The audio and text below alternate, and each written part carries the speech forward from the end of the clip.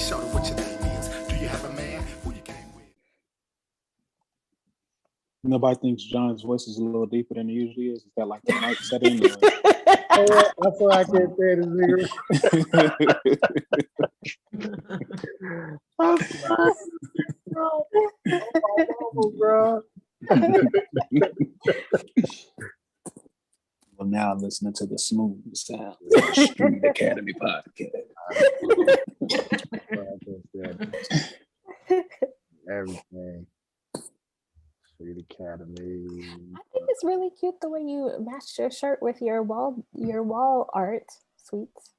I mean, you know, we do what we can, you know, just a little drip. You feel me? Just a little drip. I wonder how those two greats would feel about you talking about Atlanta in the way that you were speaking. Oh. Well, are you talking about Malcolm X and well, King? I couldn't tell that was about Malcolm X and who is that? King. I thought that was Outkast because that's like their. I know it's a play on it. But I mean, to be fair, like Outkast, Andre 3000 is my favorite rapper of all time. Like, I'm not saying there hasn't been great things that came out of Atlanta. Lauryn Hill is my favorite artist of all time. We're not gonna get into a music discussion. That's gonna be a whole. We're not. Bring me back for that one though, because I have plenty to say. We're not. Oh, I didn't realize that was Malcolm X and who did you say? Martin. Oh, it's Malcolm X. Well, Martin Luther King kind of way about you talking about Atlanta. All right, that's what I'm saying. I have things, but it's cool. Yeah. All right, we good? We ready, y'all? Yeah. Welcome back, y'all. Street Academy podcast, where we keep one foot in the academy and one foot in the streets. Yo, this is amazing. I'm excited. Shout out to everybody on live stream, YouTube, folks watching on Facebook, folks watching everywhere. Super excited. As you all can see, we got a full house. Man, we got a full house up in here, man. Like we doing it. You know what I'm saying? We look Street Academy podcast. Well, hold on, bro. This thing will blow up. Got a couple new followers, couple new subscribers. Christina, I seen the subscribe. Appreciate you. Everybody, make sure y'all go and y'all subscribe. Y'all follow us at Street Academy Podcast on IG. We just got a feature on another podcast, IG. So, I mean, we moving, man. We getting things going. I promise you, in about another year or so, this thing bringing in dough. We bringing in money. You know what I'm saying? We gonna be taking, flipping, Black-owned businesses controlling content. That's what we doing around here. So that's what's going on. As you all can tell, we got a full house. Super excited about the topic for today. And I think Amber, you want to go ahead and kind of take us into that, just introduce us on that.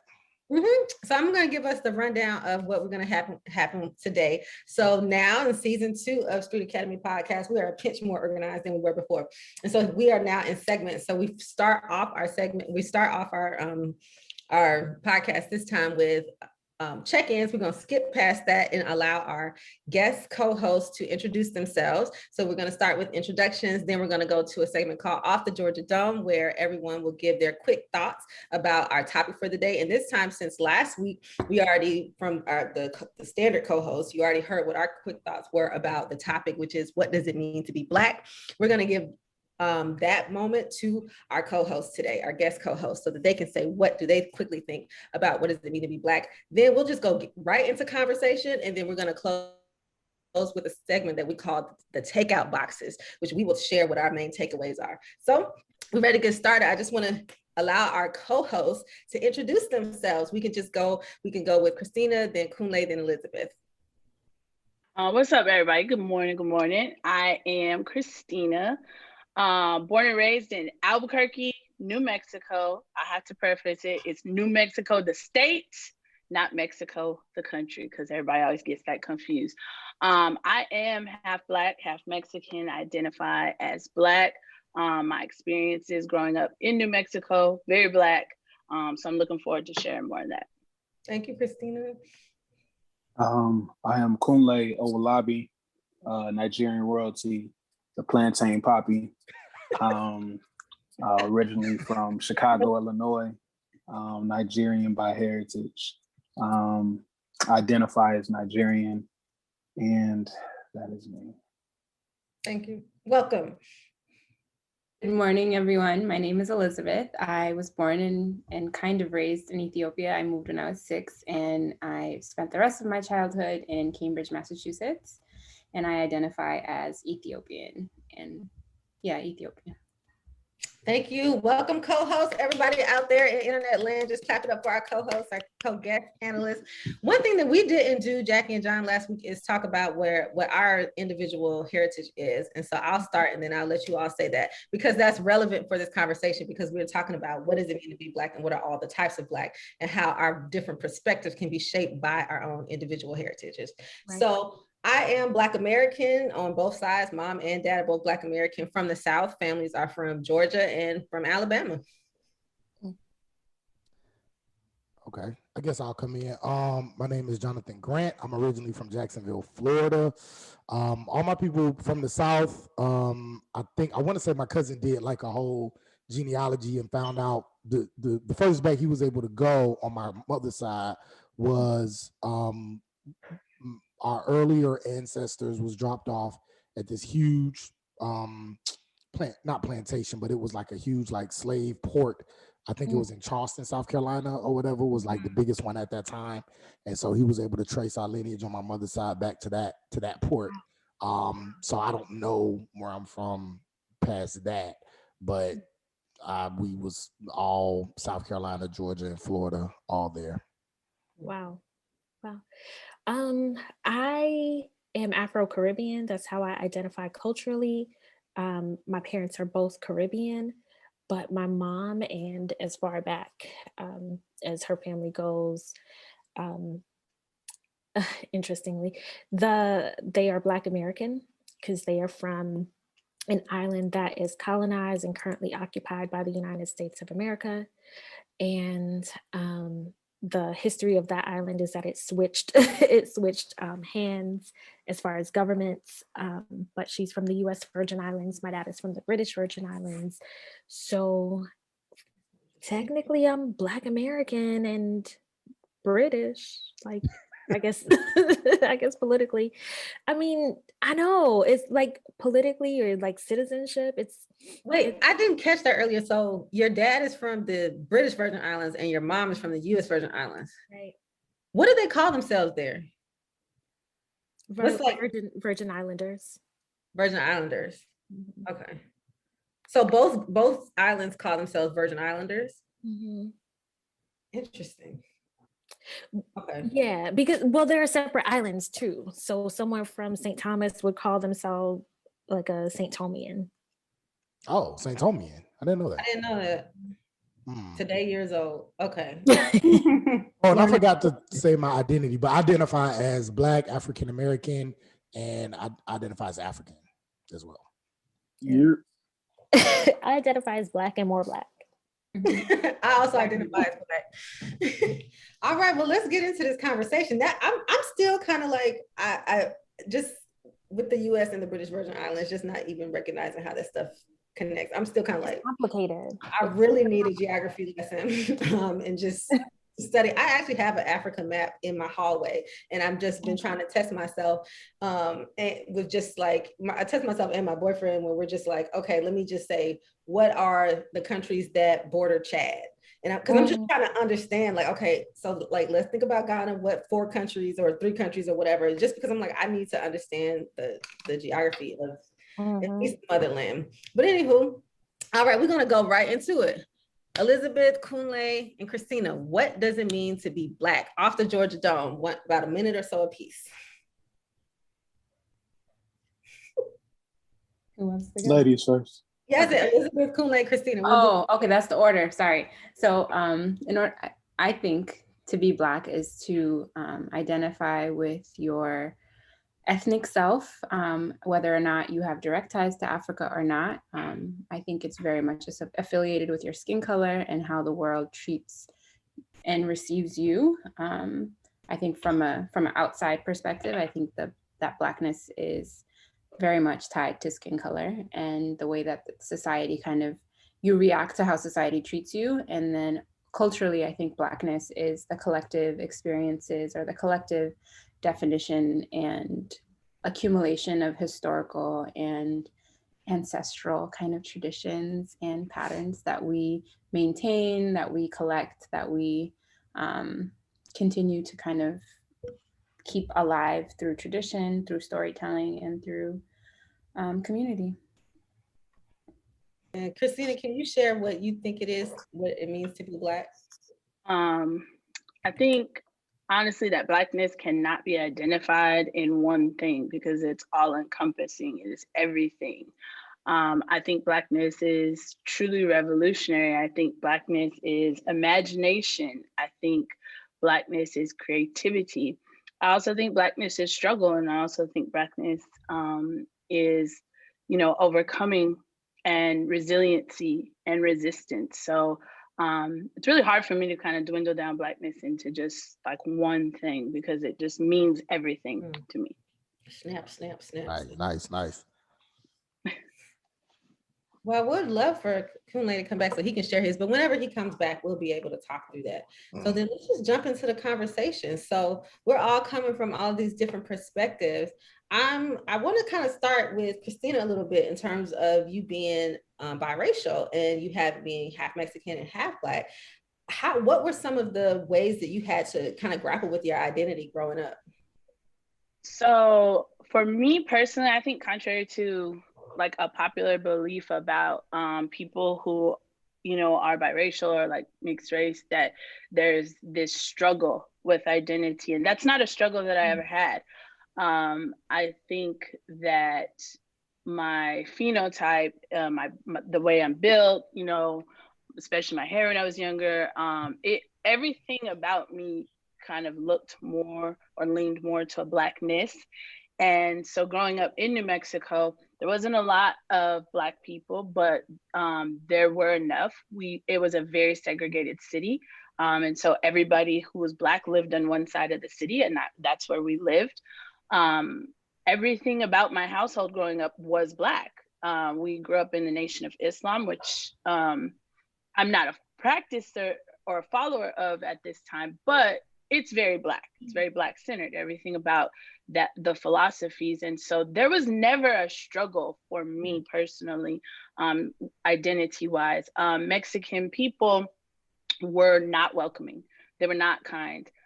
They did not treat me as if I was a Mexican person. They treated me as if I was other. They treated me as if I was Black. I didn't got into more fights than I can tell you growing up because I didn't got called a nigga or a mayate, which for those of you who don't know, that's a Spanish word for nigga. And so some of my, sorry. Yeah. And so some of my first, actually, to be honest with you, some of my first experiences with racial prejudice came not just from Mexican people, but actually my own family members. My mother, when I'm the oldest, and when my mom had me, her family completely stopped talking to her for years because she was with a Black man. And there's still been issues. I have 2 living uncles who I have no communication with to this day, who quite frequently have called us niggers on numerous occasions. My first encounter with one of my uncles was him yelling and screaming at my mom about her bringing her nigger babies around, and that he has half white kids, and that there was a difference, that his kids were half white, so his kids would be accepted where her kids wouldn't. And so for me personally, there's never been a grappling of who I am. I've always embraced my Mexican heritage and my Mexican identity. I love Mexican food. Some of the best food on the planet, so let's not play. But as far as who I was and who I am, everything about me was centered and rooted in Blackness. And so there was no identity struggle for me. And as I said, my mom is Mexican, my dad is Black. I would never take away from anything about who she is because she's just been such a great anchor in my life. But I've always respected how she also understood that there were things she couldn't give us because she was not Black.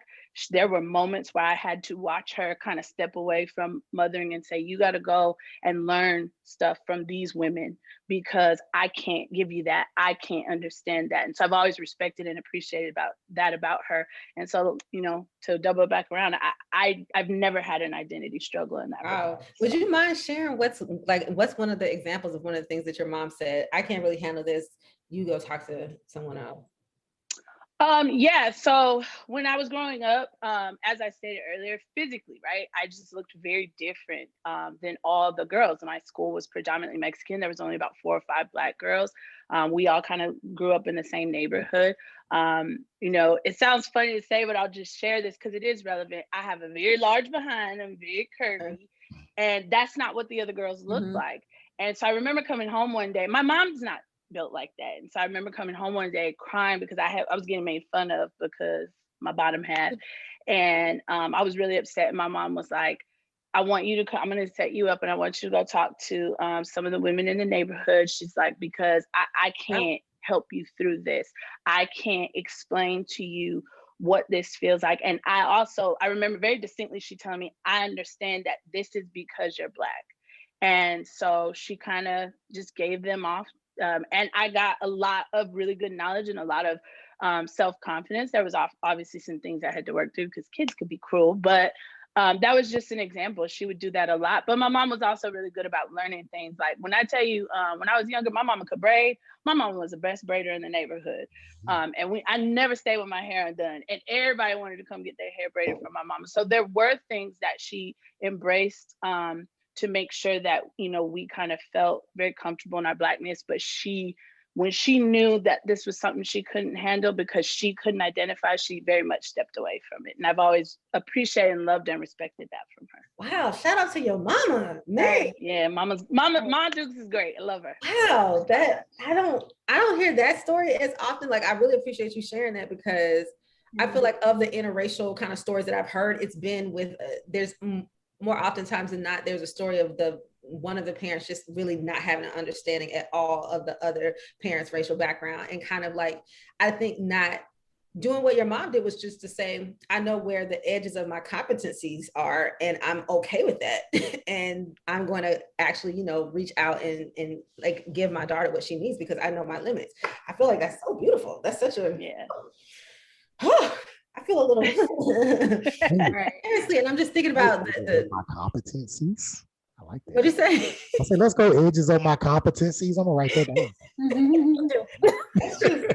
And then just the struggling with your Mexican side of the family, and then even that dynamic of the Mexican and white cousins. Do you have any relationships with the Mexican and white cousins? Absolutely not. And it's very much centered around the racial dynamics. Matter of fact, most recently, there was an argument that took place. So real quick, for those of you who don't know, I have a brother that did play in the NFL, and he was actually one of the football players that kneeled right along with Cap. Obviously, there was a lot of pushback and a lot of pushback towards the family, particularly. And so some of the cousins, one of them in particular, reached out. He didn't reach out to my brother, he reached out to my mom and was like, your children are niggers and da da da da da. And so, you know, we had to like, nah, you're not coming at mom. If you got a problem with anything, you got to come at us. And that's always kind of the go-to for them. When there is any interaction, it always kind of ends in, don't forget that's who you are, right? And so for me, I think that's a large part of why there's never been this struggle. Because for me, Mexican people have always reminded me that I'm not one of them, right? Or they've always let that be known. And so Black people were very embracing. Black people loved me through all of my struggles. And I don't see why I wouldn't return that to my community because they gave that to me. So Nice. There is so much there. Like, I'm just thinking about like this sort of unity around like Latinidad and just like this sort of like overall unity, but there's certainly like anti-Blackness that people get called out on. But my real question is like, when were hands thrown? Because you ain't just gonna be throwing around the N-word like that. Like when were the hands thrown? That's my question. Very early. Let's see. My first years old. Yeah. I mean, it is what it is. I mean, honestly, my first fight around that was in 3rd grade. and a little Mexican girl. She was following me home. It's me and actually one of my other friends who was half black. She was half black and half white. And they were following us home, her and all her cousins. And it was nigga this and nigga that. And I had to turn around like, I'm not gonna be too much more like that's not what we're gonna do. And it was like, what you gonna do, my ate? And so I had to show them what I could do. And that happened on numerous occasions. It wasn't uncommon to have to defend my blackness in that regard. So we're not even talking about getting into like teachers at school and all that. Yeah. Oh my God. Teachers in school. Yeah. So speaking of, it just reminded me that Black people can't catch a break anywhere. No, I almost want to like reach through the screen and be like, are you okay? Are you whole? Did you make it? New Mexico is not a place in my mind that I would put on the map as being a problematic state, just because also I don't know anybody else from New Mexico, but it's just like, that sounds very Mississippian but I think, and no shade to Mississippi people. Yeah. People always kind of get that, like, what? They don't like Black people? And how? And like, it's a predominantly Mexican state, right? But it's also, it's heavy white. And so what I always tell people, what I always explain to people is that bigger than racism is anti-Blackness, right? Like that's always prevalent and it's always there. And so many other non-white groups have tried to or have embraced anti-Blackness in an attempt to kind of assimilate with white culture. And so as I've gotten older, there's no surprise to me that is what my experiences were. It's just like, yeah, this is who people are, because people are very embracing of white supremacy, and anti-Blackness is like at the core of that. So right. Such an important point. Go ahead, Elizabeth. I was thinking, as I was watching the previous session that you guys did, and like the proximity to whiteness that you guys were talking about, and what you're saying, Christina, about people, it's like a self-defense mechanism where it's like, you know what the institutions in play are, you know what the positions of power are, so you just naturally want to gravitate towards wherever the source of power is, and you want to alienate, you know what I mean? Like, I'm a step away from you. Like if I catch the tan in the wrong direction, I'm Black too, or I could be perceived as Black. So in an effort to kind of make sure that the divide is as big as I can make it, like I will make sure you know that I am closer to being white than you will ever be. And I'll do my very best to make sure that I will forever move closer and closer, and then therefore distance you more and more. And when I think about my identity as an African woman, and just the history of Africa and the way that the white colonizers have continued to create divide. Like when you look at Ethiopians, like I can't even in my own, like I know Ethiopia, I can't look at another Ethiopian and tell you what ethnic group they're a part of. Only language will tell you that. And language you can learn, but in Ethiopia right now, there's this huge kind of ethnic, kind of almost warfare that's going on where one ethnic group is saying I'm better than the other ethnic group. And so all of that kind of like self-seated hatred has even reached to countries where you can't visually separate people. There's no marker that says like, okay, you're white, I'm Black. So if that exists in a place where visually I can't separate and you can't distinguish from one another, I'm not shocked, I guess, that it continues to happen in places where you can visually, it's easier to visually separate people, you know? Mm. So for you growing up, Elizabeth, when you came over like around 6, how was it for you being like, I know you said your school was predominantly white that you went to. How was that being probably one of the Black kids and then also being one of the non-Black American kids, like something that people might not have been accustomed to seeing? How was that growing up? I mean, I was never white enough to be white, and I was never Black enough to be Black, right? So it was always like, you speak too white to be around the Black kids, and then it was always like, but you're not Black, you're not white, you know what I mean? So I was very much aware of the fact that I was other always, and so I could never find a synchronized kind of community to be a part of outside of my Ethiopian family. And even like Boston the Ethiopian population has increased dramatically since I've grown up, but while I was growing up, my family was the only one in the school, so we were always like othered in so many aspects, right? So and education was a huge thing. And unfortunately there was this culture of Like if you are well informed, or if you really care about your education, then you're forfeiting your Black card. And that was the vibe that existed at the school that I went to, where it's like if you're in AP classes or if you're in honors classes, like you're not really that Black. You try to be white, you know. And then in those classes, you're always looked upon to kind of comment on the Black experience. So you're always kind of like, where am I, you know? And so defining my identity, I think, came more and more in college when I started taking more African American history classes that weren't focused on, I feel like history classes always started at the Civil War. And nothing happened before that. There was no conversation about who we were as a people and what happened to us as a people. So resilience and kind of self-understanding didn't exist before then. And even in Ethiopian history, like Ethiopia was never colonized, but there's so little history that is taught to us. And even in the movie Wakanda, right? Like I feel like we all gravitated towards it because we got this representation of who we were prior to this like ravaged people of slavery. Wakanda forever. Yeah, exactly. R.P. Chadwick. Keep going. I'm sorry. That's like continue. Yeah. There's so much there. Kunle, we know that you just came back and you didn't get a chance to say what does Blackness mean to you. So on what the co-guest just said and go into what your definition is.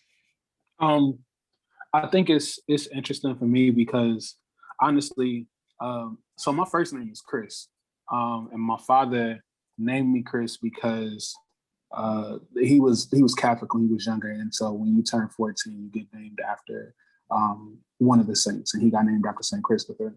And then once he got to America, he started going by Christopher instead of because I'm named after him. His name is Adekunle, and I'm Adekunle. He started going by Christopher because in the 80s and like late 70s, like coming to America, like it was difficult for Nigerians or Africans just in general to really get like corporate jobs with their names. Like people didn't really care to pronounce or understand. Like your application basically got thrown away immediately if you didn't have a English regular name essentially. So he named me that because he knew how America worked. So growing up, I had like an identity crisis for the most part. Like I didn't identify with Nigerians at all, even to the point that, especially because growing up, I grew up in Black areas, but there weren't a whole lot of Nigerians around me. So like the Nigerians I knew were like my father's friends' kids, and all of them were weird. So it's like, I don't, like if this is what Nigerians are, if this is the representation of Nigeria, I want no parts of that. Even to the point that my father asked me, I think when I was 9 or 10, he asked me if I wanted to learn Yoruba, which is the tribe that I'm from, the name of the language. And I told him no. Like I was already getting made fun of, like Owolabi is my last name, and I would, so wobbly, so sloppy. Like so wobbly. So creative in their cruelty, man. People are so cruel. Yeah. The African booty scratcher. That's like that was like a common one. Big one. I don't know. Even have you seen like the new hairstyles where like the kids kind of have like the half dress type thing? Like me and my cousins were doing that when we were in like 7th grade. Like we're just like wash rag. Like that's a common look in Nigeria, and like that is now like popular. Like everybody you see in the NBA has that same look, and it's like back in the day we were getting made fun of heavily for that, and now that's like so. I've had like a struggle like within like the last 5 or 10 years with people who have started to claim, their African roots and look for, where their ancestry comes from, because these are the same niggas that was calling me African booty scratcher 20 years ago. And like, I had like a real issue with them. So it's like, nah, now all of a sudden you want to know where you can find dashikis? Fuck you.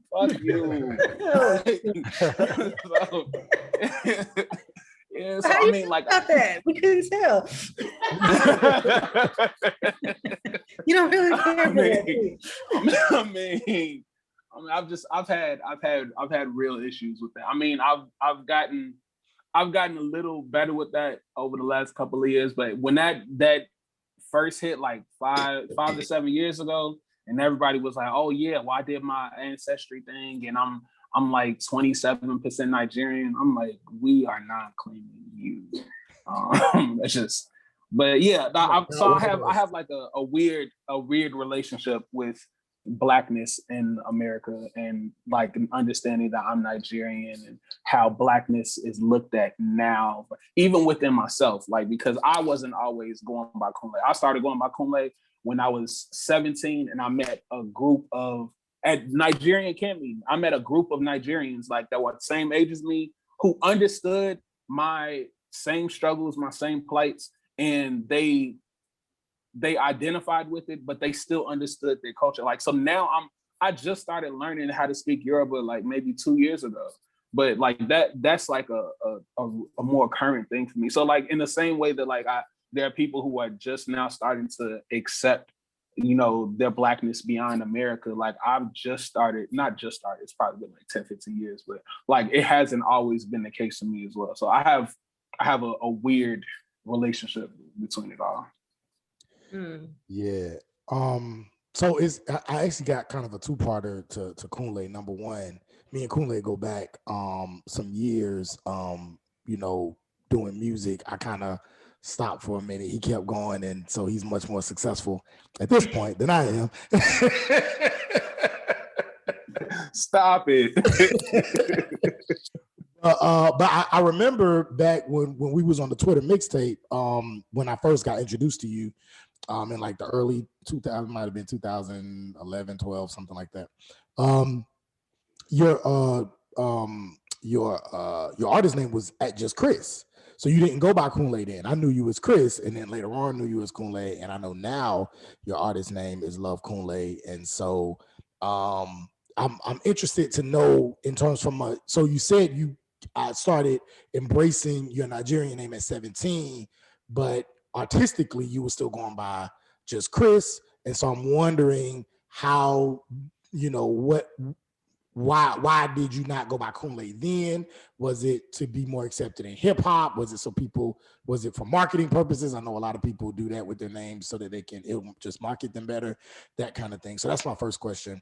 And then secondly, what was your experiences, I guess, in growing up in a Nigerian household, and your and this is kind of to everybody really, you all's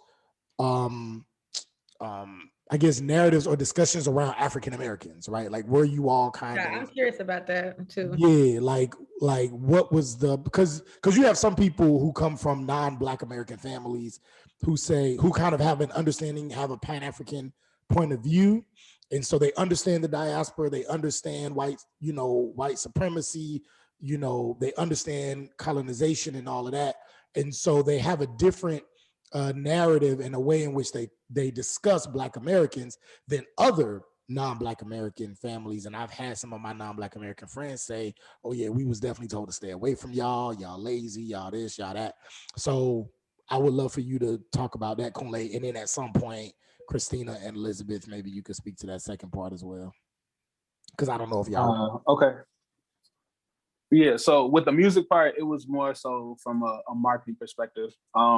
Chris, I started off when I was much younger as going by Big Chris, and then I went to just Chris because I lost weight. Oh, I like it. So I started going by just Chris Wallace. Yeah, and then eventually I went by Kunle. The reason why I didn't want to go by Kunle is because I know I didn't make traditional Nigerian music, and I didn't want to be identified as a Nigerian artist. It really wasn't until Wale came out. Wale was the one who kind of pushed me in the direction of going towards Kunle, but I couldn't figure out how to market myself so that Kunle made sense, because there are a million different artists in Nigeria named Kunle, which is why I added the I. I saw somebody spell it with an I one time. Like, they didn't know how to spell my name and they spelled it with the I at the end because they thought that's how it sounded phonetically or how it was spelled. And I thought it looked really dope. And I thought that like it had like a creative spin to it. And that's how. I thought that was your real name. Like, No, there's no I on Kunle in like my government. Oh, okay. Yeah. Nice. So yeah, that's how the music part went. As far as living in a American household, so with my family, because my family has we've lived in the same household, like cousins and aunties and all of that, they've always been very aware of my mother and my mother understanding, knowing that my mother was American. It wasn't until we moved to Atlanta. That It's a whole nother.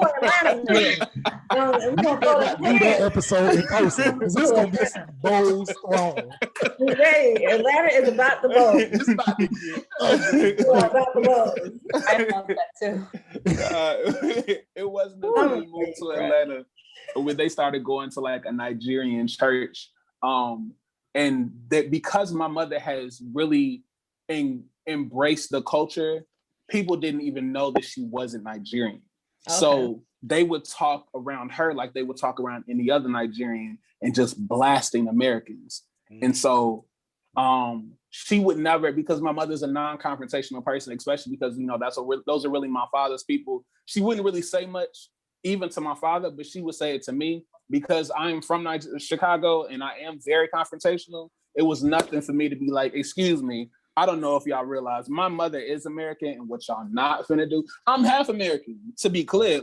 So what y'all not gonna do is keep talking about Nigerians do not have in the last, things have changed recently, but in the last, 15, 20 years, Nigerians don't have a real appreciation for the struggles that Black Americans have done to make sure that they can actually succeed in this country. And so having those type of conversations has helped my father's generation understand why their perspective of Black Americans is so off, how they feel like they're lazy and all of that. It's they don't have a real understanding, or they didn't have a real understanding of what Black Americans have gone through, because your Nigerian ass could have never been a doctor in this country if not for the Black Americans that did what they did. So understanding that now, that's kind of how the relationship between Black Americans and Nigerians in my household works now,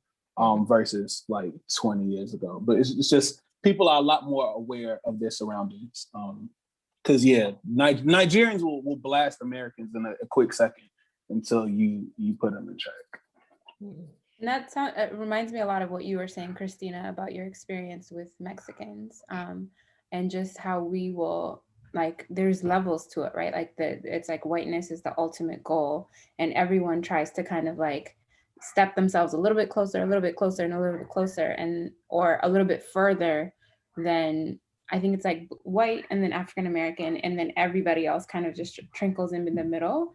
And the closer they can kind of get to whiteness and the further they can get to Blackness is how they try to self-identify, or we try to self-identify, I think, as a colored people who have an attachment or some kind of attachment to another culture, right? So it's although we may be Black aesthetically, if we can identify with another culture, another country, somehow we feel like we're better than African Americans because we have this place that we can call our own.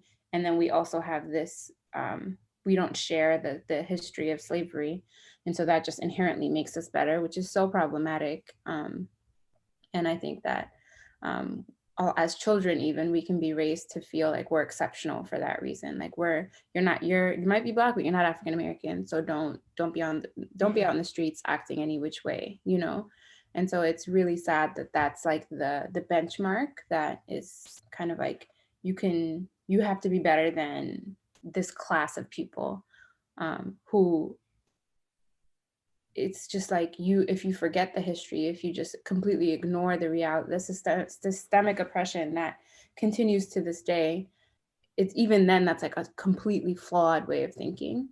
But what you said, Kalani, about if not for the experience and the struggle and the fight of African Americans, we would have no footing here, So what were those some of the messages you received through your Ethiopian community, that because you weren't Black American, at least you were a little bit better, and we weren't enslaved, so we don't identify with that? That's what you heard growing up? Yeah, not the enslaved piece as much, but just not being African American, right? So there's this this subculture in America of like how the media will portray African Americans, or how, you know, poverty or struggle is often just directly tied to being Black. And so there's no other way to be Black outside of that. So you can't come to America and not do well in school. And there's like tangential examples of what they would use to kind of justify the rationale, right? Like, oh, look at the prison population. Like, it's almost entirely Black men or Black women. Like, therefore, they have to be inherently more criminal. And then you take a step back, and as you're getting educated, then you educate your parents who have this way of thinking because they were also educated by the system that profits and is enriched in many ways by continuing to feed us these lies about each other. So if we continue to separate ourselves and make ourselves feel like we're better than another group of people, then, you know, the infighting continues. So then there's never any unity and never any progress as a result of that, you know? Mm-hmm. It's a lot. I had faces over here while y'all was talking, because just the inherent anti-Blackness and all of that is like sometimes, you know, I know no fault to anybody here, but sometimes it's just hard to stomach that, right? And particularly with the experiences that Black Americans have been through. And I think it's remiss, we would be wrong and it would be disingenuous to say that Black people throughout the diaspora, right, have experienced inherent harm due to these white supremacist ideals. But obviously I'm Black American. And so I'm a product of the crack era, you know, that was heavy in my community at the time.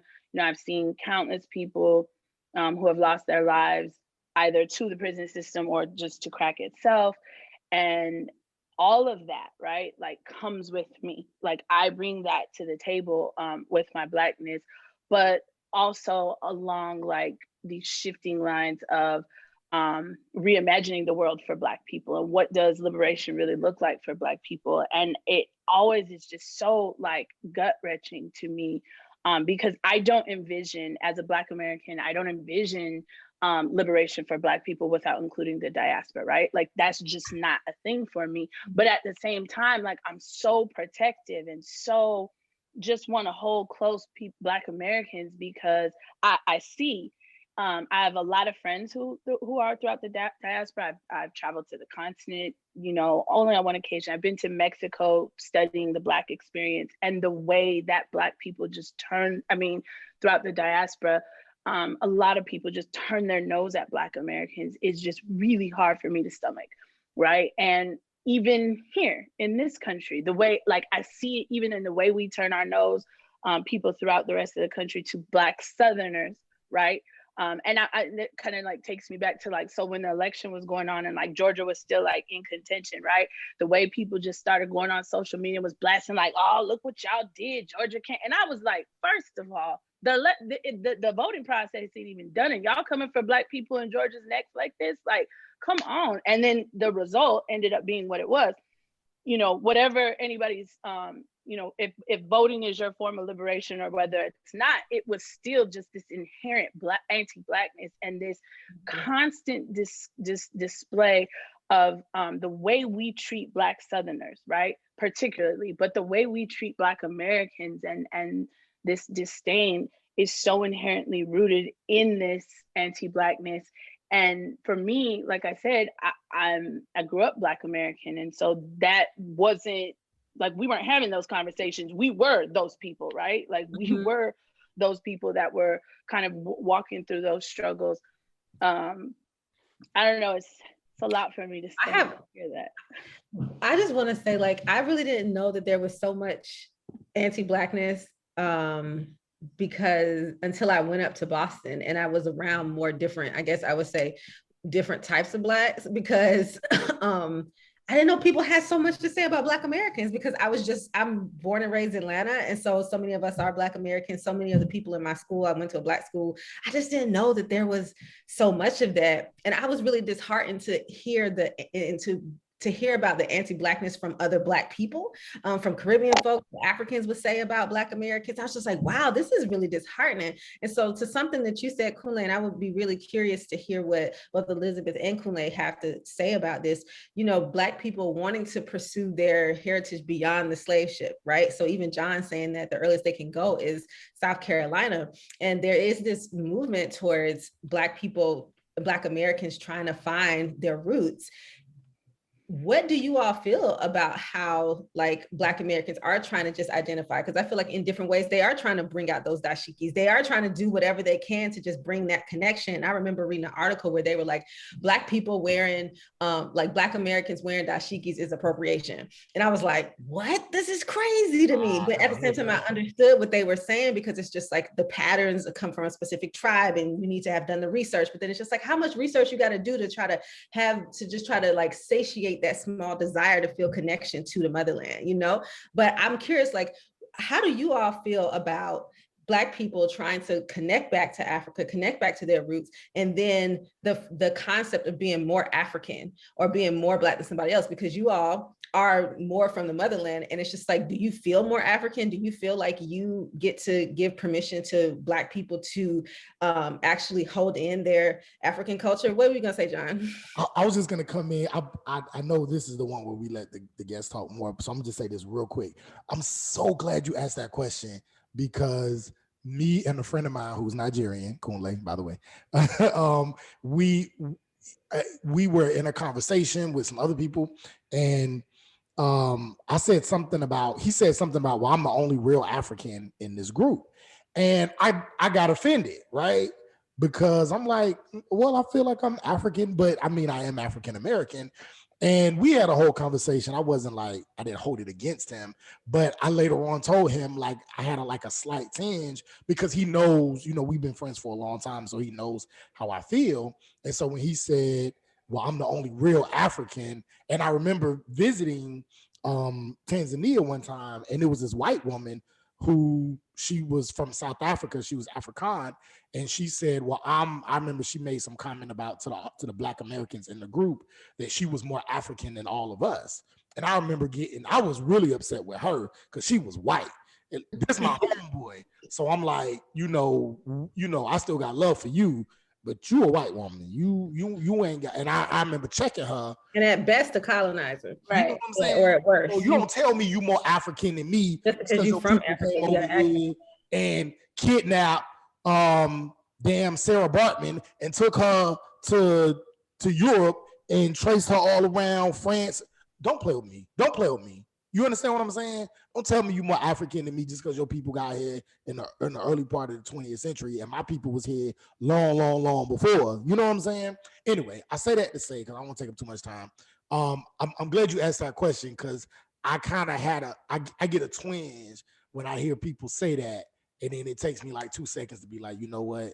They have a different perspective than me when people say like, I'm not African or you're not a real African or whatever. So I'm interested to hear your thoughts, even if you do say I'm not a real African.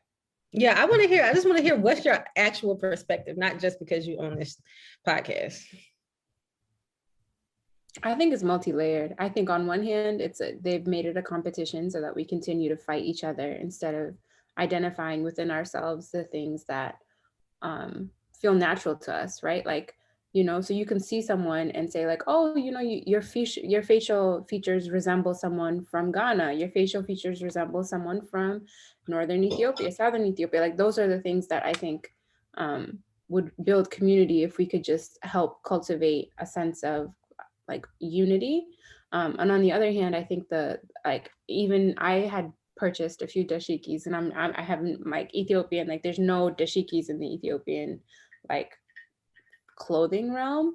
And I felt weird doing it because I'm like, am I just like buying into this because I like the look? Do I really have any kind of like stake in wearing this if I don't know what it represents? And like, am I commodifying something? Am I commodifying someone else's culture?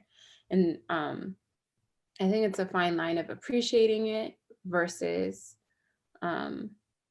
just like stripping it of its importance and its significance. Like if I saw like Ethiopian dresses just like sold at J. Crew, which they tried to do, I felt some type of way because I'm like, how dare you? You know, like this is representative of our culture. If you're doing it to appreciate the culture and to be a part of it, and you trace it back and you source it with, you know, Ethiopian artists and artisans, sure, but don't do it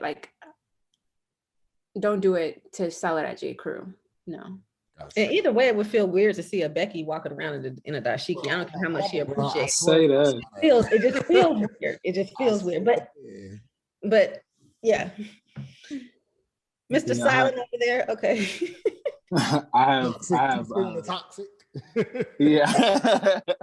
I have very similar opinions, just because I've seen,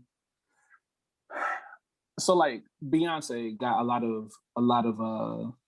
lot of heat for her Black is King situation, because she took a lot from African cultures. But there's like people like John, right?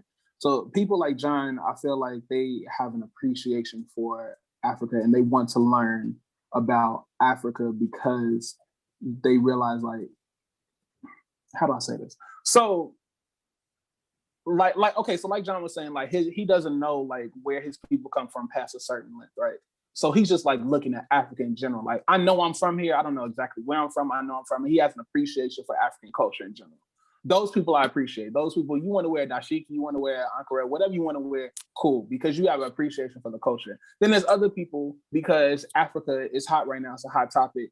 You know, they're just going online and looking for, you know, what's a dashiki like? You know, I want to wear, you know, Ghanaian print or whatever, because it's cool right now. It's the end thing. And that to me feels like appropriation, and that I'm not here for. I have a question. Sorry, go ahead. No, that's fine.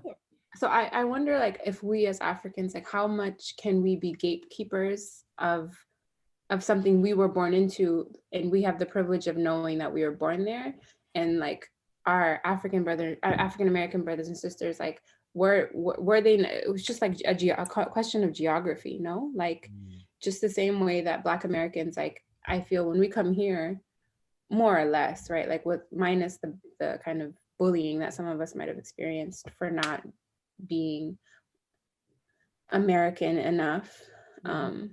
Like, where does that kind of divide break down? You know, like, can we really be gatekeepers of a culture that we had the privilege of being born into, at the exclusion of other people who look like us, who, you know, if their mom had just taken a plane ride over and given birth to them there, they would also be African, right? Like, we're African because we were born there, and yes, we have some of the cultural kind of attachments to it, but does that make sense? Well, yeah, even in the same way, I think that, like, what John was saying about how, like, the white woman from South Africa he says that she's more African. I don't like subscribe to that. Yeah. So like I go, for me personally, I go based off heritage. So I don't like, if I'm Black, like me right now, like if I had a child in Korea right now, Koreans are not looking at that person as Korean. So when I look at Black Americans, I look at you as African, because I recognize that somewhere down the line you're from Africa. To the same extent, one, I have a personal connection or a personal history to how Black Americans treated me as a youth, that kind of takes away or to kind of adds to my personal interactions with Black Americans. And then on the other end, I recognize that there are Black Americans out here who just don't care for culture. Like, I have no problem with people wanting to know more about Africa, especially Black people. Not only Black people, to be honest. I could care less if white people want to know about African history. But I appreciate when people like hit me up and are like, you know, I want to learn this about Nigeria. Do you know this, that, that, or the other? Like, I appreciate those type of conversations. And I guess maybe it is a little arrogant of me to feel like I could be a gatekeeper, but I think I'm almost at the point where, like, I'm trying to protect my culture, because there are so many vultures that will literally try and pick apart where you're from, where your people are from, for their own selfish gain. And I mean, I would be like that with Chicago, like people who, like there's a play, again, Atlanta, there's a place in Atlanta right now that You coming for Atlanta next? Oh, we about to gotta stay here. I'm gonna circle back. There's a Harold's Chicken. Like Harold's Chicken is like a famous Chicago chicken spot, and there's a Harold's Chicken here in Atlanta that serves mild sauce, which is Chicago sauce. They serve mild sauce in that Harold's, and it don't taste anything like Chicago mild sauce. And that pisses me off. I've never gone to that Harold's because it pisses me off that you're taking from my Chicago culture and you're not representing it correctly. You did it because Chicago, like that spot is hot. You turn it into like a bar. Like it's a mom and pop's hole in the wall type shop. And y'all turn it into like a lounge hookah type joint. Like it's like you're not appreciating the culture that it comes from. Like you're making it a monetization type situation. And like that's where I like draw the line. Like, and so that's like universal for me. Like it's not just about being African and being Nigerian. Just in general, when you're taking from a culture that you don't actually appreciate and just trying to capitalize off of something that's hot, that's why I draw the line of being a gatekeeper. Fair enough. But then, like, when do you know? So it's just like if you see two Black people walking towards you, and both of them have on the same dashiki, how do you interact with them? How do you say, I can tell this brother knows something about something, and then the other one is like, you're a misappropriating ass nigga. Like, what's the difference? Because one is John and one is not. Ain't a real nigga if you ain't me. If you ain't me, you ain't a real nigga. Straight up. I'm just like, in our interactions, when do we have those moments where somebody can give enough of a resume or a background to be able to say, this is who I am and this is where I'm coming from, so this justifies things, versus a phenotype? So we all know if we did see a Becky walking around with a dashiki, we're like, no relevance. And at the same time, though, we're like, we don't know where she came from. She could have had Black parents. She could have had African parents. Maybe she's just trying to appreciate her culture. Like I remember seeing this, I don't know if y'all saw the Voices of Fire, not a great document, not a great thing on Netflix, but there was one of the women in the competition, it was a singing competition. She was white, she was adopted by a Native American family, and even by a Native American, and she was adopted by a Native American family. So she lived, I don't know if she lived on a reservation, but either way, I remember early on, she was like wearing braids and stuff. And I was like, why is this white girl wearing braids like this? And then there was one point where her tribe, they wanted to like honor her for being in the competition. So they gave her this jewelry and they gave her all this stuff. And so she actually wore it for one of their performances. And if I had not known her history and her story, I would have been like, here's this white girl wearing all of this Native jewelry and stuff. And it's just like, I'm imagining that she might not have any connection to it, but it's just like, this is her story. So it's just like, where do we actually get off being gatekeepers or like questioning people, or like, is it a case-by-case situation? Of course, I have no respect for the Kardashians. And so I feel like they have completely like misappropriated all kind of stuff. So I'm just like, I know you don't respect this because of the way that you talk about it. And so, but I don't know. I feel like we toe the line of being the very, like, it's just like, who is the identity police? And yet, like you said, Kunle, it's like, but there's something to honoring it and protecting it and saying, I want to protect this. Mm-hmm. And so, yes, I'm going to want to, say like, no, or be able to say, well, I have the right to ask questions because I want to protect this. And I don't just want like the things that are sacred to my people, to my culture, to be just commodified all over the place. I think you protect it from an enemy. Oh, say what? Elizabeth? Oh, you protect it from an enemy, right? Like, so if I identify you as an enemy to my culture and to my progress and to my people, then I protect it from you. But I think the problem is we perceive others who look like us as enemies simply because they don't hold the kind of language access, they don't hold the birthright access that we've been fortunate enough to have, right? And the enemies are the people who want to divide and conquer and destroy, right? But not other people who didn't have the chance to be born where we were. And not to say that, because I think we can all, I would say that like ideally everyone would have been, no one would have experienced slavery, and no one would have been forcibly removed from their culture and their country, right? So that trauma and that form of aggression, had that not been there, we would all have been one in the first place, right? So I don't know, I think this conversation is actually very clarifying for me. Like I said, Ethiopia is going through a lot of ethnic division and ethnic warfare. And as a result, you're able to see, like, we, as on the face of it, we're all Black, right? And so we have the common enemy of racism. And in Ethiopia, we all look different, right? And nothing about us is uniform in terms of what divides us. You can't really see it. But to be divided by culture, and I mean, to be divided by language and say, oh, you're different, I'm better than you because I speak a different language or because I'm from a different region, just shows the insidious nature of racism and how far it will go to continue to divide and to make sure that we never have the unity that will actually give us the progress we need. So to answer your question, I think we protect it from the enemy and not from each other. And the enemy wants us to think that we, in and of ourselves, are the enemies of each other. So your interest and your desire to wear the dashiki, by all means, because I don't own it, or the Ethiopian clothing, like I don't own it. And your interest in reconnecting with your heritage is honorable. And, like if we can help each other along the path, we should, right? Because I'm sure I've met other people who know much more about Ethiopia than I will ever know, And I think there's this conversation is always a struggle for me, because part of my journey through Black identity has been having to grapple with and I'm gonna be very honest, my lack of connection to, or be able to kind of trace my roots back to the continent, but an absolute desire to do so, because at heart, right, who I am is a Pan-Africanist, and I believe in the unity of the diaspora.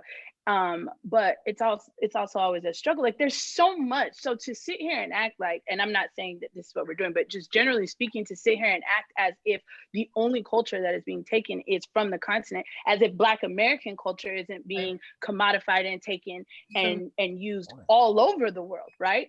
And very specifically poor Black people, right? And so I think it's disingenuous to only talk about culture and not include that as Black Americans, right? Our culture is being taken at these enormous rates, and people, all types of people, not just Black people, but all types of people are being able to commodify and participate in capitalistic nature with this, right? And so I think there needs to generally be a better some grace given, right? And some understanding of Black people, of saying that, there is this disruption, but through that disruption, right? Like, we often talk about slavery, and sometimes I get frustrated how we flame slavery. It was like, oh, if this happened, we shouldn't just talk about this. We need to talk about this, because we need to uplift and hold high what our ancestors not only were able to come through, but what they were able to provide. And this whole culture that has been begotten because of the slave, right, needs to be appreciated and needs to be respected. And it is that culture that is being commodified all over. And so we can't have this conversation of, people borrowing or taking or stealing from subcultures without really acknowledging that is being done with Black Americans. That's true. So, yeah. Very true. Thank you for that. I was just gonna say that I agree, and I think maybe that I'm learning a lot from this conversation, because I think that I'm a no new friends type of nigga. So if I don't see, if I don't know you personally, like if I didn't know John personally, I would think that he's trying to appropriate my culture. And I think that a lot of what Christina said is accurate. Like, there is a lot that's taken from Black, and me being American and African, like I understand, both sides of that. Like, I think that because I identify more with Nigerian, I tend to weigh more on that side. But like, there's a lot that Black Americans have, a lot that's stolen from Black American culture that, I don't know. I think my own personal stance, and this is something that I probably need to work on. But I think my own personal stance comes from my childhood and how I was treated by Black Americans. Even though and even now, like I have conversations where, you know, like Black Americans will tell Africans that you're not Black, like you don't really get to sit at this table and have these conversations because you don't really understand the experience. And to an extent, I understand it because, again, I understand both sides. Like, I understand the negative views that Africans have against Americans just as much as I understand the negative views that Black Americans have against Africans. So while I recognize it, I think that it's just something that I have to work on within myself, honestly, because I really don't care to see, I really don't care to see like my culture being appropriated, especially for America. And like, I have an issue with America, honestly. If my family didn't live here, I would have been gone. So it's like to see my, like, it would be different if Ghana was an appropriating culture. But like the feelings that I have towards America, let me be very clear. I do not care what you're trying to do. Like, I don't care how good your intents are. If you are white and you are wearing African clothing, I do have a problem with that. That will never change. With Black people, it's a little different.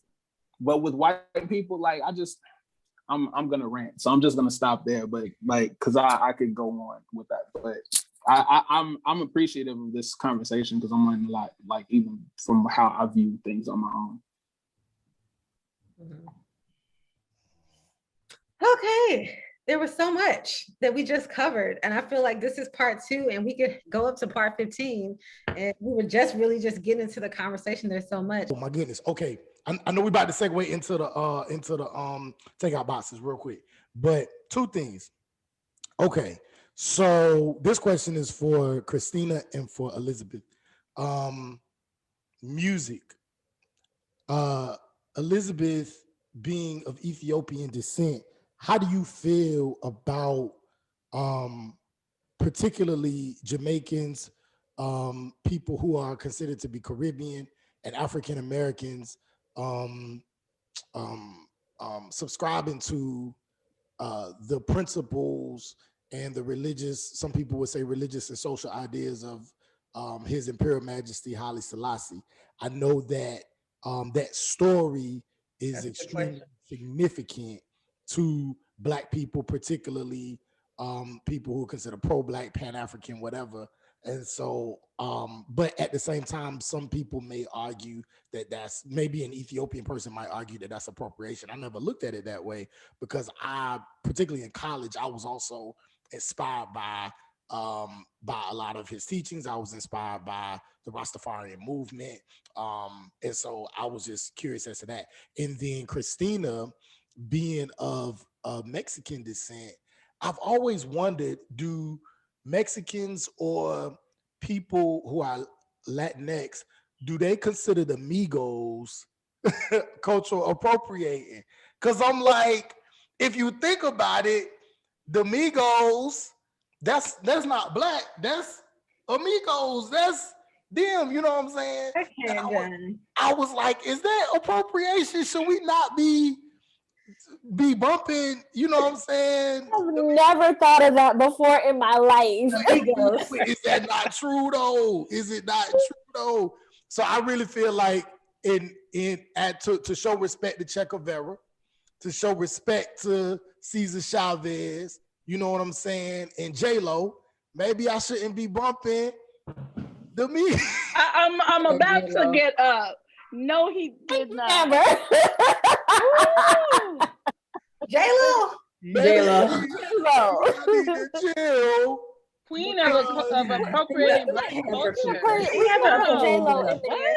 Because J-Lo also said that it's okay for her to say the N-word. So, you know, it's balancing. She used to say the N-word in her song with Ja Rule. Wrong again. She said it and she was out there with Ja Rule. She did say the N-word in that song. Yes. She did say and we don't give love and respect to J-Lo. No. The Queen made an entire career off appropriating Black women. Absolutely not. Yeah. She set the roadmap for the Kardashians. That's right. Right. So yeah. So I'm just interested to know what, you know, do y'all consider that appropriation? You know what I'm saying? Okay, which question first? I don't know. Should we just hurry up, do this Migos one? Listen, I'll make it quick. As I have said, I don't I've never heard anybody say that about the Migos ever in my life. And I will reiterate a comment, kind of a statement earlier, that Black American culture, particularly through entertainment, is so valued, right? And there's something to be gained from people who kind of align themselves with that. So that is not anything that I have ever heard in my life. I'm gonna leave it at that. I think what you asked about the Jamaicans and Rastafarian culture, I think it's beautiful. I had a friend when I was living in London who grew up in Ethiopia, but both her parents are Jamaican. And so they both identify as Ethiopian. They speak Ethiopian, Amharic fluently. And it's like, it's like, if we could all just be so unified, right? Like like Black people who, like, just the same way when we come here, Black people embrace and support us as a culture. I think we, as a people, when people come to Ethiopia with love and respect and a desire to connect with their culture, why not? It's beautiful. Cool. All right. Well, thank you for that. And now we are at our takeout boxes section. This is where we just say, what are our major takeaways from this conversation? Anyone feel free to start.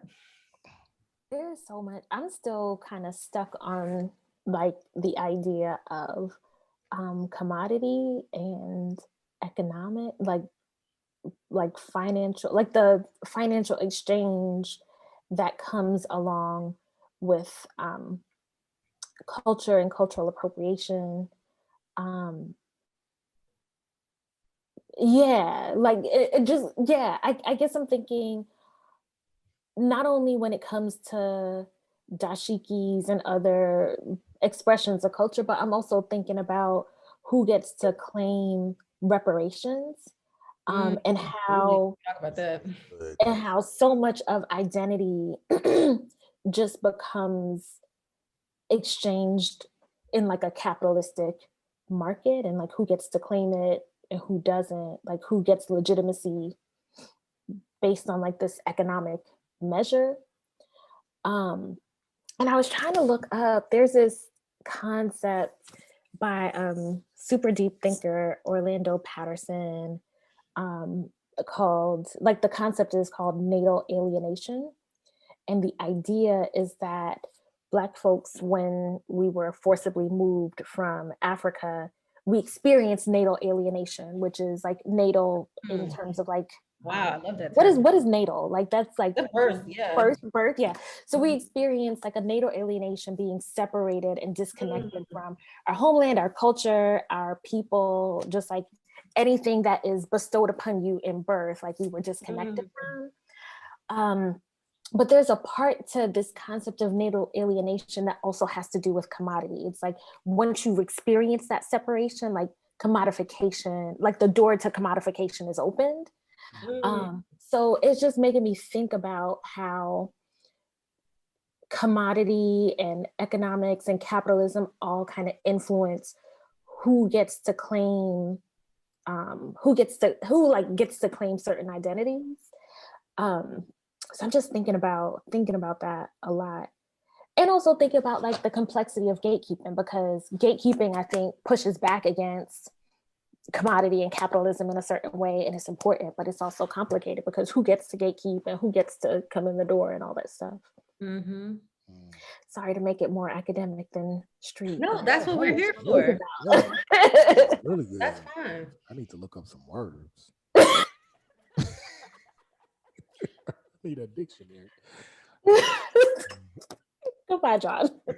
I can go. And then of course all of our co-hosts, please too, our guests. I really can just say I'm just super grateful for this conversation, because it's two things I'm left with. One, it's just cultural humility. Like there's always more to learn about anyone's experience. And I'm not going to sit here and think I know it all ever. I'm not going to say I know it all about the Black experience, because I've had one type of Black experience. And honestly, I really feel hurt for like, from what I'm hearing from all of our guests, the experience that you had growing up, just really being bullied for your identity. And specifically for Elizabeth and Kunle, bullied by Black Americans or other Black people about being African. And I'm just like, that to me is just, I'm just hurt for that, because it's just like, especially for you, Kunle, the way that you kind of talk about like these people, it's just like, there's still something that feels like it's kind of there for you, that it's just like, that was really traumatizing. And why would it not be? It's like, as a child, you will get traumatized by being bullied because you are other in some kind of way. And it's just like, that doesn't leave fast. And it's like, it can still be there for many, many years. It's like, you're still gonna be dealing with it. And not to say like you like some, I'm not trying to say like you wounded and broken. I'm just saying like, it's in us. It's just like being a child and whatever was there, it is so much with that. And I just feel hurt for that, and for all of the people who've ever experienced that in childhood and growing up and being, being at, it's just the separation between all the types of Black. And I remember hearing the phrase African booty scratcher back in the day and not thinking of it at all, because I don't know, it didn't occur to me, but because African was kind of different, and like how Black Americans did sometimes kind of like speak in jest about African ways of being. And even now, I really hate even saying African culture as though that's one thing. And it's just like, yo, it's so many different countries and ethnicities and cultures within Africa. To even say African culture is just like, that is not sufficient of a term at all. And it's just, so it's just like cultural humility is something that I'm sitting with, and I'm going to continue to sit with and feel like, okay, I want to learn more about my people, and also honor the fact that I don't know enough and there's always something to learn. And then the other thing is I'm still stuck on the US Virgin Islands and the British Virgin Islands. And I'm just like, I need a map. I need another map. And so I'm just, it's not a map. It's like you need a historical, like a dated map. Like when was this whose? I need something completely different. Like my little Africa map is not enough. I already knew that, but just like, I know that there's a term called immapancy, where it's just like based on the way that maps were formed, we learn certain things about the world and come to different understandings about the world. And one is just that I feel like I just didn't, and I still don't have enough of appreciation for how Brazil was like the main port for slaves even, and how there's so many Black people, I mean, so many Africans who were in Brazil and all of the struggles that they have had, and really thinking about like the entire Caribbean, the entirety of North America to South America, and the impact on the slave trade and all the descendants of Africans who are across the whole thing. Like, I don't feel like I have had enough of appreciation for that, because I've kind of like, been very America-centric, like, well, US centric. And it's like cultural humility. And I need to get some more maps that are connected to history in some kind of way. It's just, I just really appreciate this whole conversation. So thank you all. Yeah, I think my takeout box, it kind of comes from what Kunle was saying, because I kind of came into the conversation again kind of thinking, people of African descent should accept African Americans, and there should be, we're all one and Pan-African and blah blah blah. And I think after listening to these conversations, I'm like, well, yeah, I understand now. Like, if you have this group that's calling you African booty scratcher, or who are not accepting towards you, even though they also don't feel accepted from that same group, then they're going to feel some kind of way. And kind of what Elizabeth said, and I like how she reframed this notion of the enemy. But it's really whiteness that has divided us.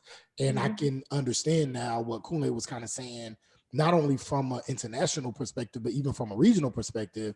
Like, we want to protect Nigerian culture. I want to protect Nigerian culture. I want to protect Chicago culture.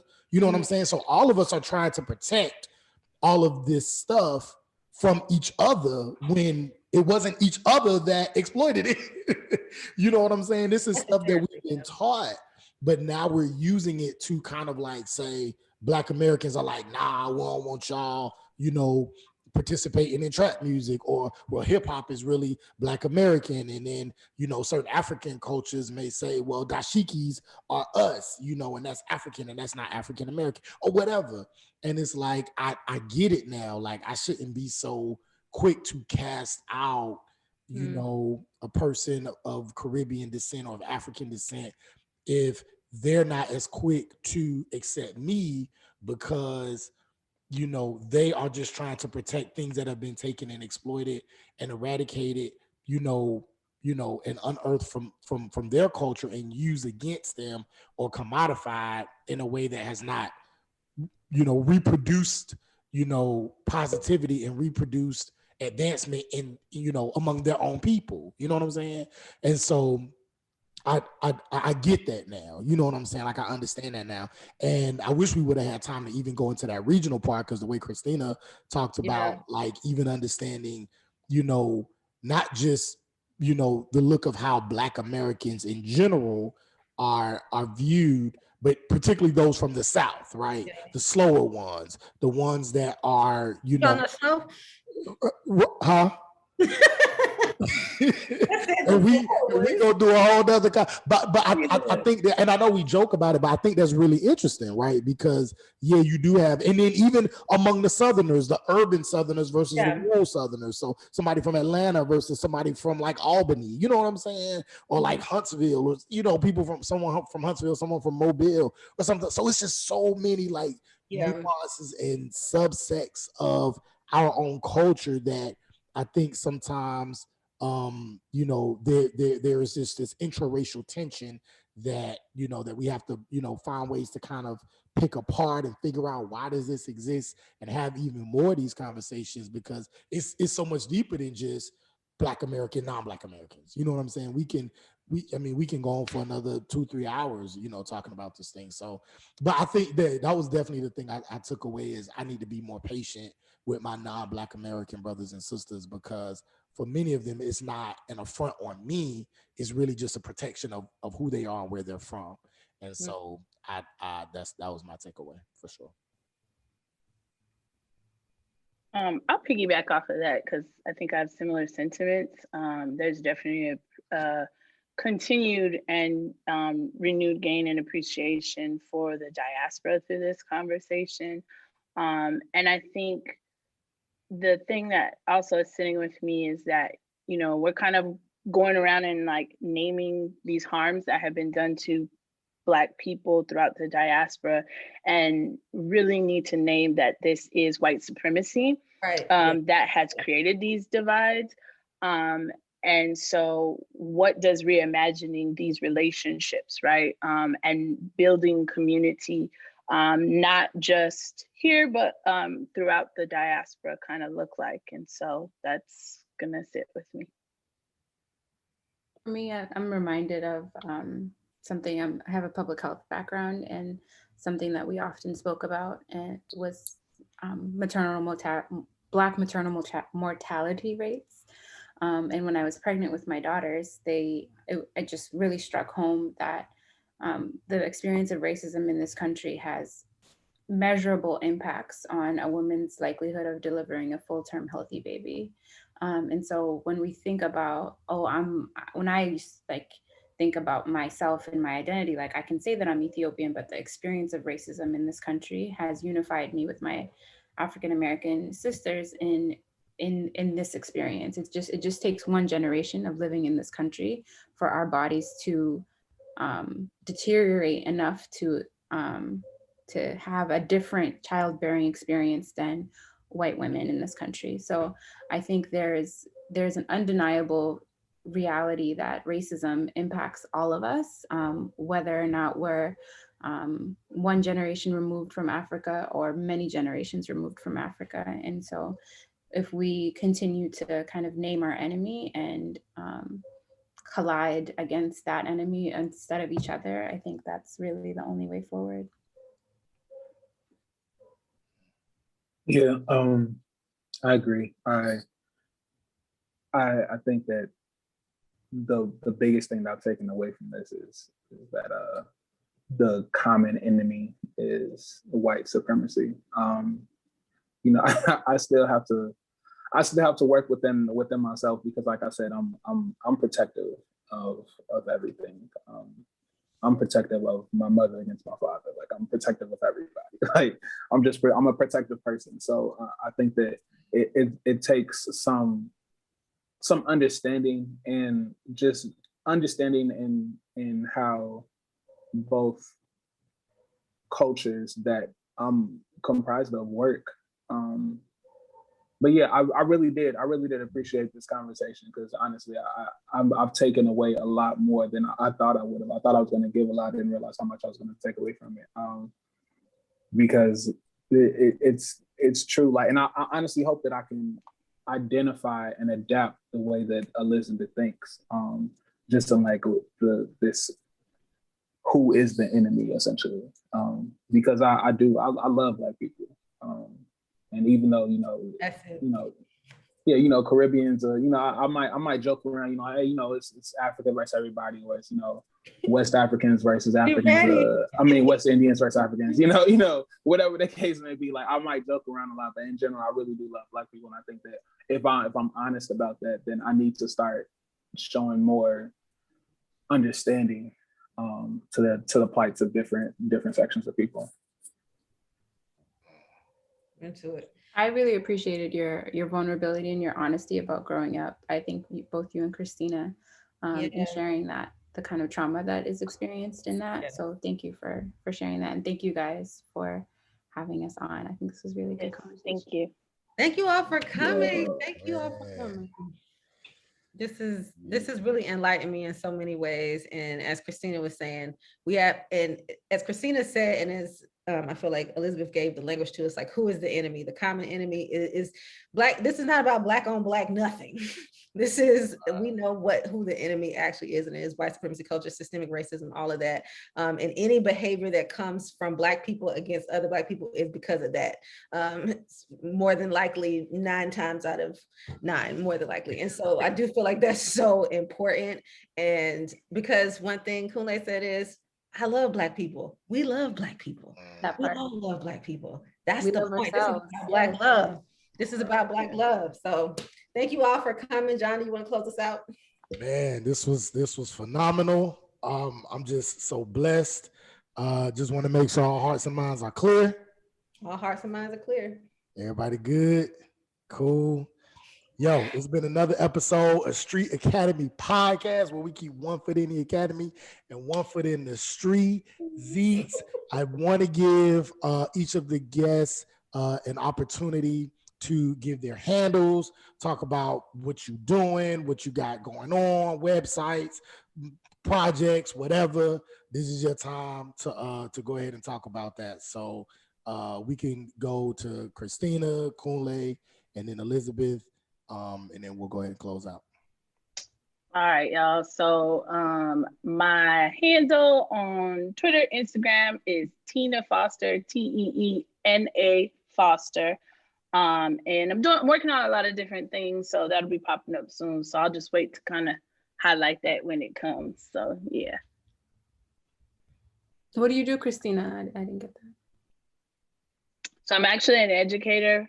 / working on some organizing here in the city. Nice.